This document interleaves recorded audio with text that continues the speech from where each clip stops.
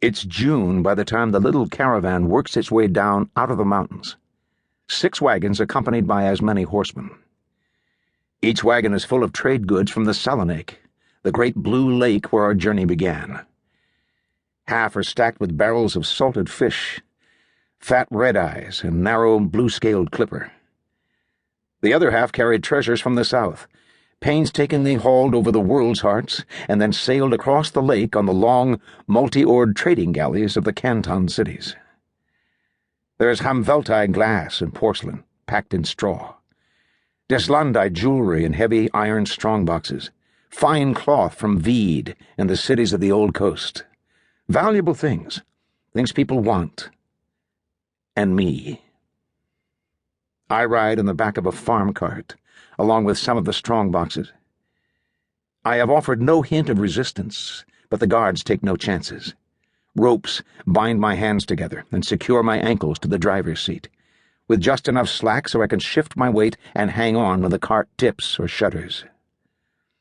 I might have worked the cord down and over my feet, or scraped it apart on a nail in the bed of the cart like the hero of a romantic story. But then what? Heroes never seem to have to think that far ahead. Even if I were to evade the half-dozen armed, mounted men who surround our party, no small feat for a boy as unskilled in woodscraft as myself, then I would be afoot and alone in a lonely, hostile country. Every night we hear the howling of the wolves in the woods. And if I were to escape my pursuers, and the wolves, and slow death by starvation or exposure, or any number of other grisly ends, where was there to go? That I think of escape in spite of all this is a clear sign of my insanity. My demon, perhaps, wrecking the fabric of my mind. Peter is 200 miles away, and getting farther with every weary day. He is strapped to another wagon, headed to another prison. Even if I broke free, crossed the miles, rescued him from his captors, he would not welcome me.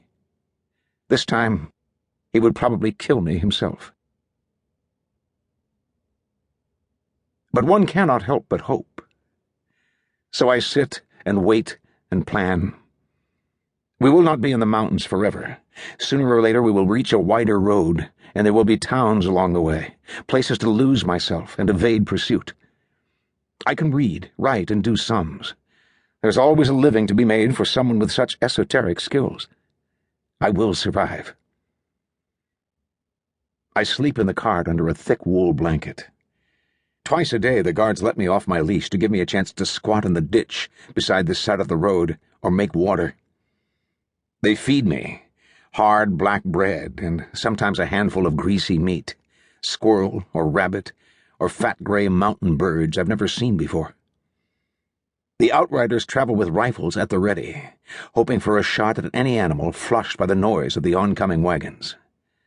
When they miss, all we have is bread. Tullo is a mercenary, a southerner from the League cities. He has lank, dirty red hair and a curly red beard he rarely bothers to trim. Every second or third night he comes to my cart, already drunk, hands fumbling with the strings of his leather trousers. He joins me under the blanket, and I take his cock in my mouth. I feel his fingers grip my hair, and I listen to the harsh sound of his breath until he spends himself. Afterward, he lets me take a swallow from his belt skin, which is filled with a clear spirit so harsh it burns my throat, and leaves me an extra measure of bread. I eat it, huddle back under my blanket, and try to sleep. I will survive.